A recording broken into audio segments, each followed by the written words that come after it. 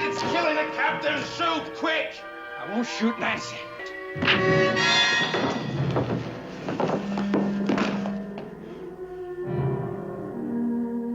Is that Nancy, Doctor?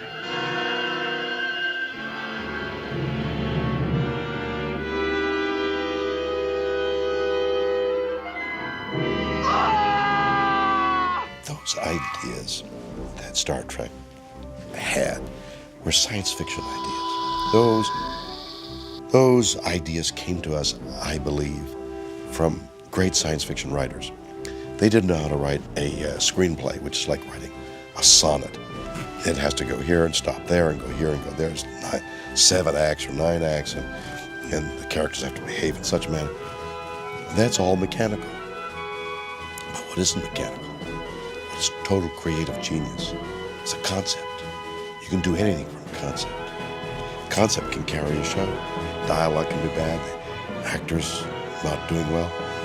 But the concept, if the viewer grabs a hold of the concept, you're carried on that wave. Wow, what a great idea. So that's the beauty and the magic of science fiction. You take a human principle, whatever it is, and put that into the future to give it a little razzmatazz, and then you play with that idea. This is the captain of the USS Enterprise. We came seeking friendship, but we have no wish to trespass. To demonstrate our goodwill, our vessel will now return the way it came. The thing that I hope for even more, though, is that I've shown it's possible to have shows about something and have exciting ones and ones that last, that there is more to entertainment than shotguns blasting off and bellies and sleazy characters. We had old-fashioned characters, everything you could hope for to say to a child. Be like Mr. Spock or be like Captain Kirk. Wow, they never lied, they didn't cheat. They said that perhaps there are things worth giving your life for if necessary. I think all of us would like, without making it too Pollyanna, would like our kids to have a hero to follow. When I was young, it was be the President of the United States. Even that's lost favor now. At the beginning, when we started the actual series in 1966, Gene Roddenberry wanted to bring in science fiction writers. He felt that if we gave the show that cachet of bringing in experienced television and science fiction writers, that it would give the show more credibility and more cachet with the audience. So, knowledgeable audience, of course. So he hired people like Harlan Ellison and George Clayton Johnson, Ted Sturgeon, Richard Matheson, people like that, to come in and do stories. And they were all pretty much experienced in television writing anyway. This is how you make an android.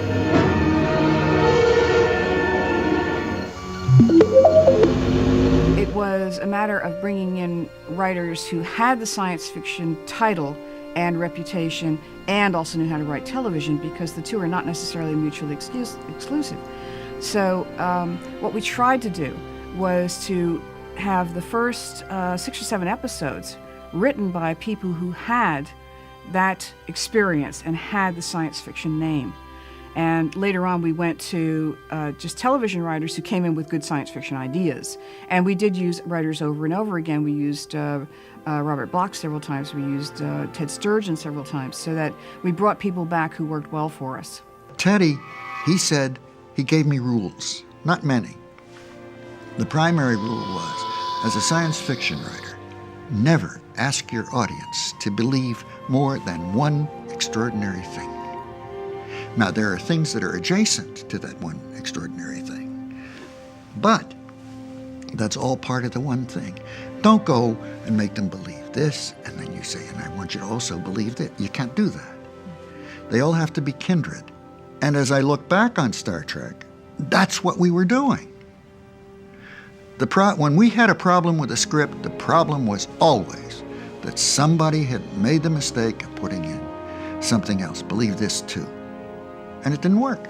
On this supposedly uninhabited planet, I just saw a large rabbit pull a gold watch from his vest and claim that he was late. That's pretty good, Bones. All right, I got one for you. The rabbit was followed by a little blonde girl, right? As a matter of fact, yes. And they disappeared through a hole in a hedge.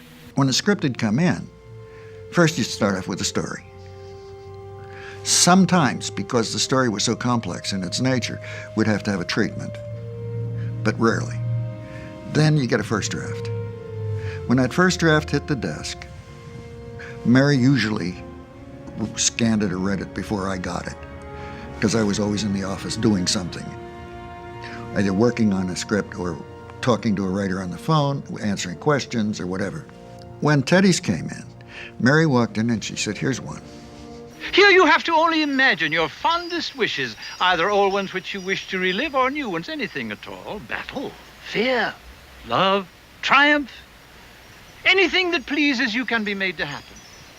The term is amusement park. Of course. An old Earth name for a place where people could go to see and do all sorts of fascinating things. Shore Leave was a big one.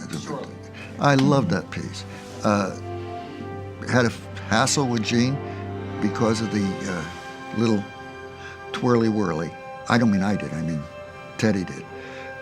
Because at one point while they're in the park, you see the little thing come up, and it was too soon to give it away. At least that's what Teddy thought. And I frankly agreed with him. Sir, Level 2, Corridor 3 reports a disturbance. Mr. Sulu chasing crewmen with a sword. I wrote Naked Time. I was very proud of my writing Naked Time. Nobody else can be proud of my work. I can be proud of my work. Sulu, give me that. Sulu! I'll protect you, fair maiden. Sorry, neither. Oh, Richelieu.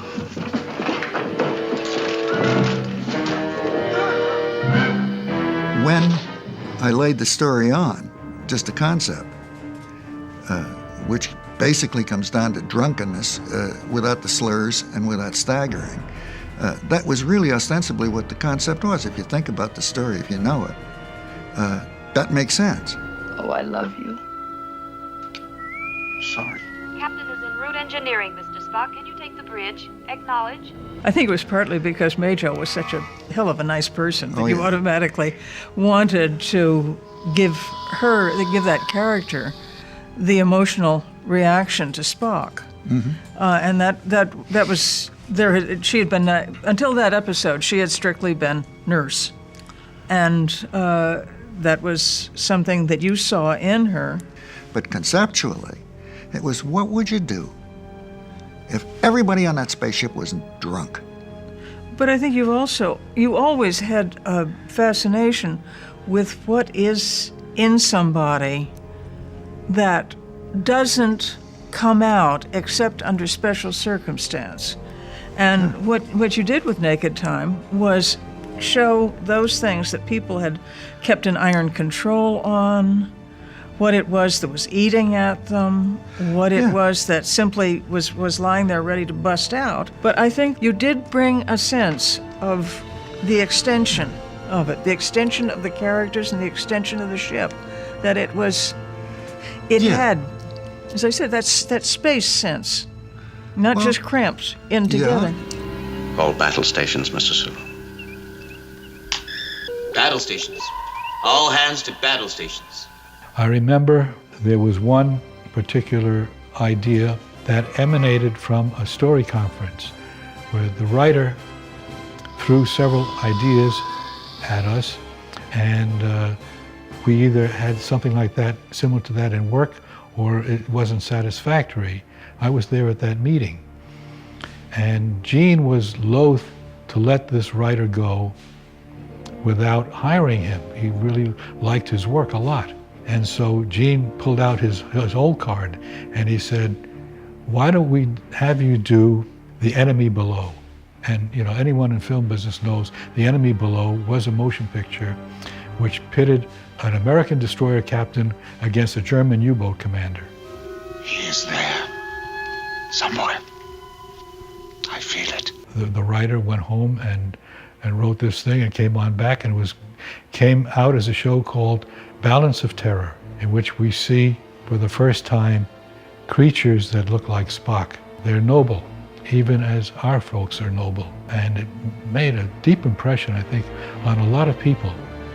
People are more similar than they are dissimilar. And when I say people, I should say life forms. It was a show of immense strength of will and character and philosophy, and I was quite pleased with it. What purpose will it serve to die? We are creatures of duty, Captain. I have lived my life by it. Just one more duty to perform. Romulans got to be because Paul Schneider's son was crazy for the Roman Empire at that point in his life. And he said, can we change those to Romulans?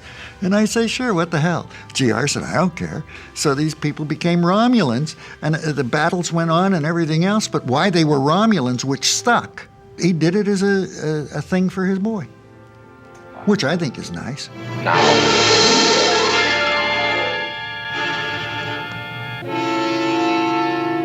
Harlan's piece, The City, had a quality of fun in it. Spock's ears, for example, with the hat. That was beautiful, absolutely beautiful. And that was written. That didn't just happen. That little idiot sat down at his typewriter and he did it. And that's what he did. And that's what was good about that piece. In City on the Edge of Forever, Harlan brought to it a literary quality to the characters that hadn't been there before. It could have been a short story. It really could have. And that was one of the magical things about that. No, Jim!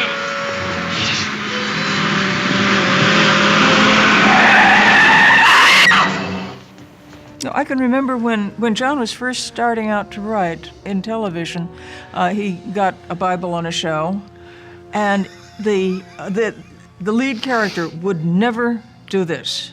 The lead character would always do that. And I don't remember anything from GR that was in that direction of Kirk would do anything as long as it was entertaining and worked and exciting. In a critical orbit, there's no time for surprise. Unless you people on the bridge start taking showers with your clothes on, my engines can pull us out of anything. We'll be warping out of orbit within a half second of getting your command. George Clayton Johnson, when he got hold of the concept of Star Trek, he sat down with his mind and came back with the absolute conviction, no way around it, that there were two men who should be friends, who should be buddies, absolutely close as they could be. Joined at the hip kind of Joined thing. at the hip. One was Scotty and the other was Kirk. They each owned a piece of that ship. And Scotty absolutely agreed with him. And then the script got over to me and to GR, and it couldn't possibly go that way because the unity had to be on the bridge.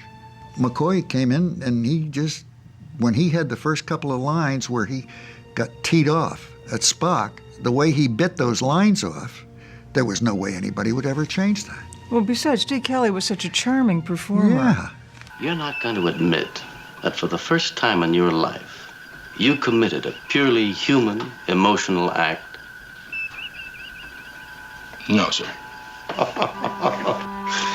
Mr. Spock, you're a stubborn man. Yes, sir.